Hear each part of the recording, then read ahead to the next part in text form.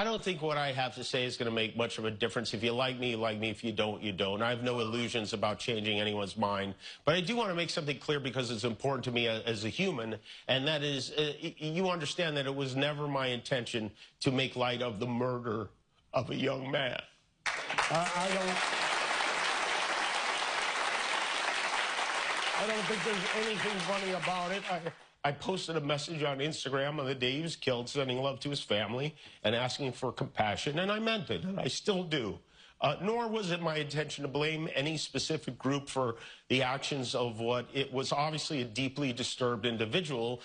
That was really the opposite of the point I was trying to make, but I understand that to some that felt either ill-timed or unclear, or maybe both. And for those who think I did point a finger, I get why you're upset. If the situation was reversed, there's a good chance I'd have felt the same way. I have many friends and family members on the other side who I love and remain close to, even though we don't agree on politics at all. I don't think the murderer who shot Charlie Kirk represents anyone. This was a sick person who believed violence was a solution, and it isn't.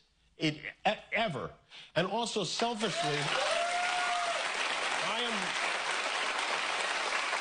I am a person who gets a lot of threats. I get many ugly and scary threats against my life, my wife, my kids, my coworkers because of what I choose to say. And I know those threats don't come from the kind of people on the right who I know and love. So that's what I wanted to say on that subject. But I don't want to make this about me because, and I know this is what people say when they make things about them, but I really don't. This show is not important. What is important is that we get to live in a country that allows us to have a show like this. Yeah.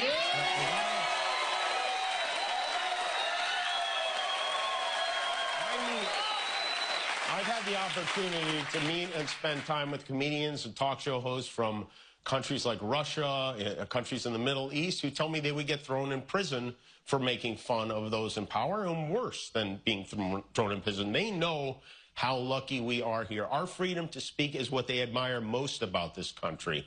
And that's something I'm embarrassed to say I took for granted until they pulled my friend Steven off the air and tried to coerce the affiliates who run our show in the cities that you live in to take my show off the air. That's not legal. That's not American. That is un-American, and it is so dangerous.